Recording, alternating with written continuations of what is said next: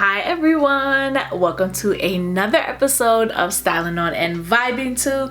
Thank you guys so much for tuning in. If you are new to the family, like I like to say, make sure you guys hit that subscribe, like, and share with all your friends them. As you guys know, this series is a extension of the Stylin Vibes podcast, and this week we are interviewing Jamaican artist producer Tessellated. So we talk a lot about how he got into production, his sound, and how it kind of varies with every song that he has. We talk about how he got discovered on SoundCloud and so much more. So make sure, if you haven't heard the Stylin Vibes podcast, make sure to start with that episode and kind of work your way back, you know what I mean? But again, I also share what I'm styling on and vibing to on the podcast. So this series here is an extension exclusive to our YouTube channel. So thank you guys so much for watching, and make sure you guys subscribe to not only the channel but also the podcast. So you know how I like to do it. I gotta share what I'm styling on first and then what I'm vibing to. I'm back with 5 of each, so let's get right into it. So most of you guys know me for my red lip and curly hair. It's kind of become my signature. So one of the beauty lines that I'm into, and I'm actually an affiliate for, is Baseline Cosmetics. So this is my favorite color. I actually keep it right by my desk because a lot of times I have to get ready quickly or I'm just doing a Zoom. So this is their baddie collection. So I love supporting Caribbean brands. She's actually based here in the States, but she's of Jamaican descent. So make sure you guys check her out, and I love the color. The lipstick is very enriching. It lasts a long time, and she has a wide variety of colors, and the best part is the names of the products. I love them so much, so make sure you guys check them out. You can get 10% off if you use my code, so I'll leave it in the notes below, so that you guys can check her out and check out Baseline Cosmetics. I recently watched this documentary on Netflix called The Remix, a hip-hop and fashion documentary. And really and truly, it could have been longer because there was so much I'm sure that they didn't get to cover. But it kind of takes us behind the scenes of from 80s style to kind of currently now what's happening with hip-hop style, how it's become streetwear and very popular. So it kind of starts with like Dapper Dan, who makes customized items, luxury items for a lot of rappers using like Gucci print, Louis Vuitton. It kind of shares a bit of his story, but I feel like he could have had his own episode. Each part really could have had its own episode, to be completely honest, because there was so much more I'm sure that they didn't cover. So it's Dapper Dan, Misa Hilton, and she's behind Lil Kim, her infamous look on the Crush on You video. She started out working with Jodeci and kind of bringing that street style into the R&B format, which is still kind of used today. You see a lot of meshing of the two genres, and likewise the style also meshes. She's done a lot of work with Mary J. Blige. She still works with her today, and even some of the artists that she does work with. And now she's working for MCM, but she really kind of went back and reflected on her journey. She's actually from Mount Vernon of Jamaican descent. Mount Vernon is a suburb of New York, so you guys can kind of check out. And it also features April Walker. April Walker did Walker Wear, which was really popularized for their jean denim suit, which a lot of early 90s rappers wore. So you saw Tretch from Naughty by Nature wearing them. So it's a really interesting documentary. So the documentary also fast forwards to Kirby Jean-Raymond, who is the founder of Pierre Moss, and he's of Haitian descent as well. So it kind of gives you that big picture of what fashion was like back then and how it has transgressed. But it's a lot of important understanding of the influence that hip-hop and hip-hop fashion has had on the runways and what is happening now. So I think you guys would like it. So make sure you check it out. The documentary is available on Netflix until they pull it, but it's so good that you should just check it out.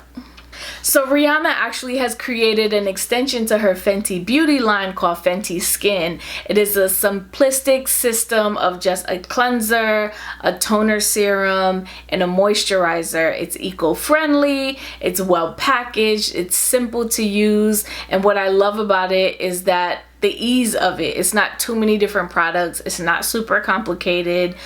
You can get the set for about $75 online, but you can also buy them separately. So I'm sure all the YouTube beauty gurus are reviewing and raving about it right now. But I think what's interesting is she kind of shares a piece of why she did it, what she wanted to do, how she made sure that the ingredients incorporated things that she really loved for her own skin and wanted to make it simple and easily accessible for her fans. So I love anything Rihanna puts out. I'm sure that this line will do amazing, and I definitely can't wait to try for myself, but you guys can try it as well.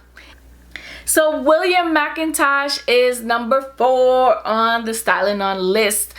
So William McIntosh is actually a Trinidadian based designer, and he actually does menswear mostly, but I think this item is pretty unisex.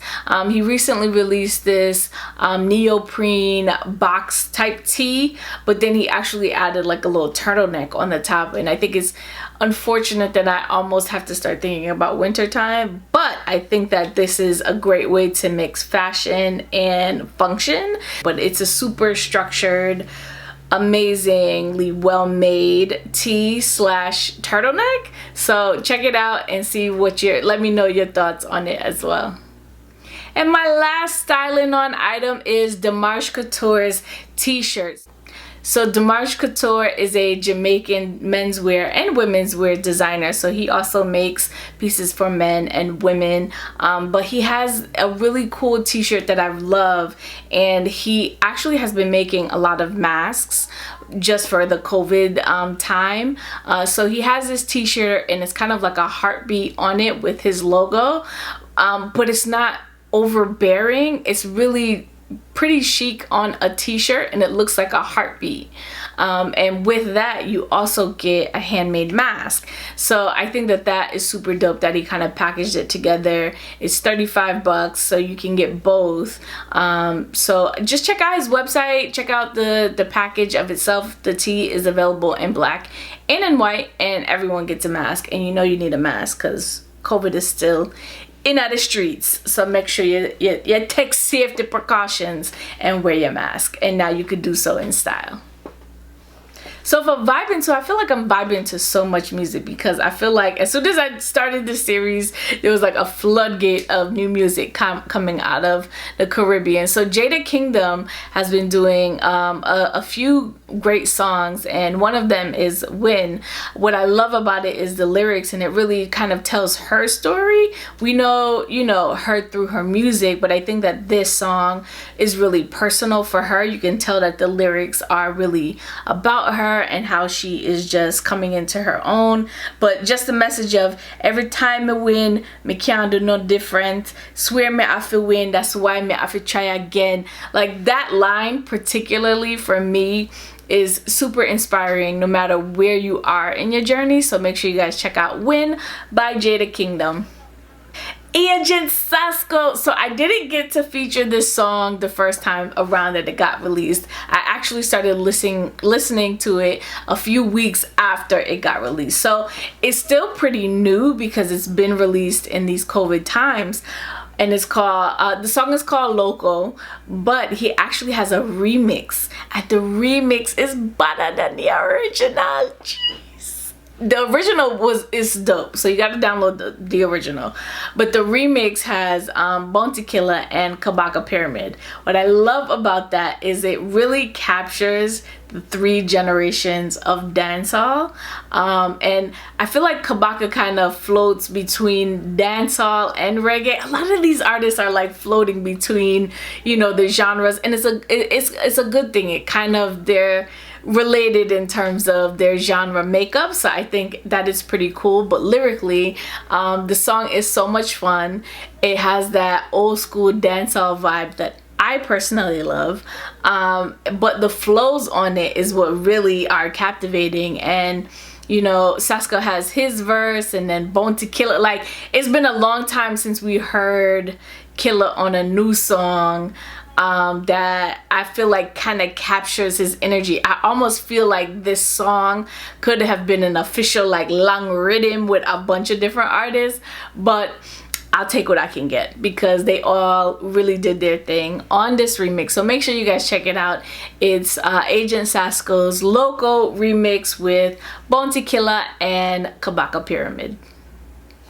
So I'm sure you guys saw my interview with Savannah, and I'm still vibing to her album, Be Somebody. So I have had a chance to listen to all of the different tracks. Mango is definitely still my favorite, but so is Set Me On Fire. And like I said in the interview, it really has that R&B feel. So you can definitely listen from beginning to end, and it really kind of straddles the line of R&B with a little dancehall reggae, with a little reggae influence, because I don't even know I don't even think it's so much dancehall, but it's definitely that reggae influence in there. So make sure you guys, if you guys haven't, please check out Savannah's Be Somebody, and also check out my interview with her on the podcast. It was a bonus episode released not too long ago, so make sure you guys check it out. It's still pretty new, and you'll get to kind of just hear her personality and see who she is and how much she put into this EP, that I think you guys are gonna like it.